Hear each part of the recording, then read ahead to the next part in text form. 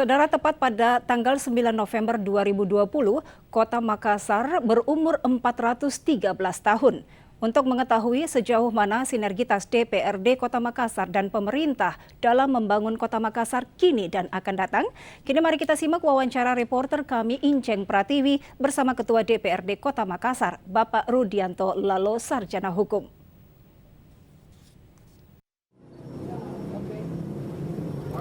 Baik pemirsa, pada tanggal 9 November 2020 baru saja Kota Makassar merayakan hari jadinya yang ke-413. Oleh karenanya kita akan berbincang singkat bersama dengan Ketua DPRD Kota Makassar terkait sinergitas DPRD bersama pemerintah dalam pembangunan Kota Makassar. Apa kabar Pak? Baik.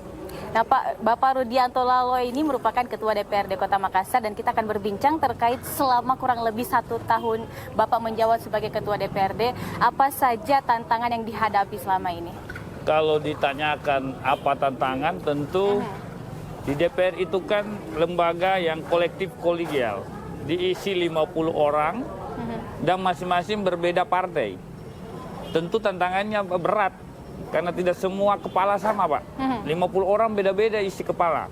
Tetapi berdasarkan semangat kebersamaan, kami DPRD Makassar alhamdulillah menjadi kompak, ya. Karena selalu mengutamakan kebersamaan tadi. Sehingga langkah-langkah wewenang fungsi tugas kita sebagai anggota DPR selalu bersama dengan kolektif kolegial tadi, 50 anggota DPR. Kalau ditanya tantangan, tentu di tahun ini memang kita berbeda dengan tahun sebelumnya. DPR hari ini memang cukup sudah 1 tahun lebih, 1 bulan, karena dilantik bulan 9, hari ini sudah November, berarti sudah 1 tahun 2 bulan. Tentu berbeda tahun sebelumnya dengan sekarang karena kita mengalami kondisi COVID-19 dan itu sangat mengganggu juga karena banyak aktivitas kita dilakukan di luar kantor karena tadi ada pembatasan. Seperti itu yang tantangan yang kami hadapi, tetapi bukan berarti kemudian mengurangi kerja-kerja kedewanan tadi. Karena kita kerja via virtual, daring, dan seterusnya. Menyesuaikan kondisi kategorinya. Nah, selanjutnya Pak, apa regulasi atau agenda yang akan telah dikeluarkan oleh DPRD Kota Makassar sendiri? DPR kan ada 3 fungsi saja. Fungsi pengawasan dilakukan dalam pelaksanaan APBD. Kita selalu bicara mengawasi jalannya pemerintahan. Fungsi legislasi, fungsi pembentukan perdanya, tentu kita bikin regulasi, peraturan-peraturan yang belum diatur selama ini. Seperti misalkan perda tentang perparkiran dan pasar yang diubah menjadi kursi roda. Ya, kemudian ada perda tentang produk hukum daerah yang sudah jadi, lalu kemudian ada perda tentang perlindungan masyarakat dan menjaga ketertiban umum dan seterusnya. Ini dalam hal kita punya fungsi legislasi. Dalam hal fungsi budgeting, anggaran, memang tahun ini terjadi dinamika antara DPRD dengan pemerintah Kota Makassar karena belum terjadi kesepahaman KUA PPAS perubahan 2020. Mudah-mudahan atas instruksi Kemendagri, mudah-mudahan ada titik temu. Tentu saja programnya yang berbasis ke masyarakat. Apalagi saat ini kita kena dampak COVID. Kami mau DPR agar program yang dibuat oleh pemerintah kota adalah program yang berkaitan dengan bagaimana pemulihan ekonomi. Kondisi sekarang kita mendekati resesi.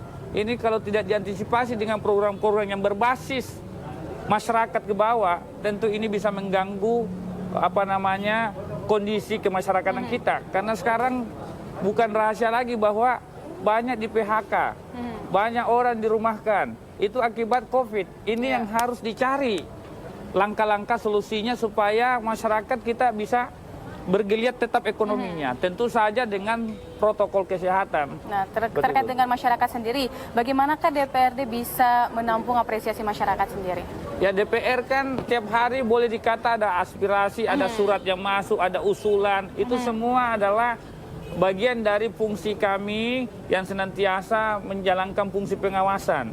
Tentu masyarakat yang dirugikan kalau ada program pemerintah mengadunya ke DPR. Dan DPR lewat program DPRD dan Kesekuana memang sudah menyiapkan upaya-upaya apa saja yang dilakukan? Tentu mediasi, upaya-upaya mencarikan titik temu, solusi supaya permasalahan di masyarakat itu bisa ditangani dengan baik. Nah Pak, ini kan Makassar baru saja berulang tahun ke-413 nih. Ya. Sinergitas apa saja yang dilakukan oleh DPRD Kota Makassar dengan pemerintah? Ya, dengan pelaksanaan HUT kota yang diselenggarakan di kantor DPR, ini juga pertama kali dilaksanakan. Tadinya HUT kota itu selalu di Karebosi, baru kali ini di kantor DPR. Saya kira ini penghormatan terhadap institusi DPR, karena layaknya memang harus di DPRD. Kenapa? Karena nama Makassar itu diperdakan. Kalau bicara perda berarti yang bahas wali kota dan DPR. Jadi sudah benar pelaksanaan HUT kota di DPR. Kami apresiasi Pak Wali Kotanya. Nah, apakah memang sudah ada koordinasi dengan Pemkot Kota Makassar dalam merespon kehadiran Undang-Undang Omnibus Law sendiri? Saya kira Undang-Undang Omnibus Law ini adalah kebijakan nasional. Dia sudah sah menjadi undang-undang. Karena dia sah menjadi undang-undang, maka seluruh warga Indonesia, ya, suka tidak suka, ya, tahu tidak tahu, tetap harus tunduk pada Undang-Undang Omnibus Law. Betul. Dan yang bagaimana? harus dipikirkan ini adalah agar ada pemahaman kepada masyarakat bahwa ini undang-undang Omnibus Law tidak merugikan masyarakat. Itu yang penting. Betul. Ini undang-undang Omnibus Law penggabungan banyak aturan dibuat satu undang-undang tapi mengatur banyak hal. Soal ketenagakerjaan misalkan, ya, soal investasi misalkan dirangkum dalam satu namanya Undang-Undang Omnibus Law. Saya yakin dan percaya undang-undang ini dalam rangka untuk masyarakat juga. Nah selain itu Pak, terkait dengan COVID lagi kita kembali. Apakah memang ada lagi perda yang akan dikeluarkan khusus terkait COVID-19 di Kota Makassar? Masuki kita ini masuk dalam zona orange sekarang. Sebaiknya supaya menjadi kuat landasan hukumnya maka harus ada perda yang mengatur itu. Tidak cukup dengan peraturan kepala daerah. Harus ada kuat dasarnya. Apalagi ini pembelajaran bagi kita semua, bahwa kita memang perlu ada regulasi, ada aturan terkait dengan kondisi kedaruratan. Kalau ada wabah, bencana, penyakit, ini belum pernah diatur, supaya dibikin pengaturan, supaya ada anggaran di situ.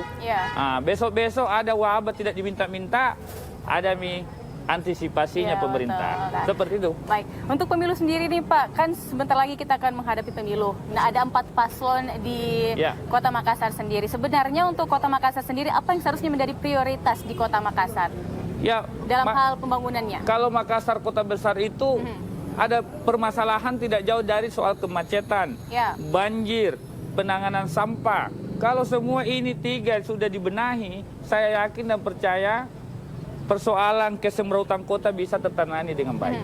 Seperti itu. Nah, harapan terakhir buat Kota Makassar di ulang tahunnya yang ke-413. Dirgahayu Kota Makassar ke-413, sekali layar terkembang, pantang biduk suruh ke pantai. Makassar harus lari keras, maju terus demi kesejahteraan rakyat Kota Makassar yang jumlah penduduknya sudah mendekati di angka 2 juta penduduk. Baik. Terima kasih atas waktunya Bapak Rudianto Lalo, dan demikianlah liputan kami dan wawancara singkat kami bersama dengan Bapak Rudianto Lalo selaku Ketua DPRD Kota TPRI Makassar. bersama rakyat.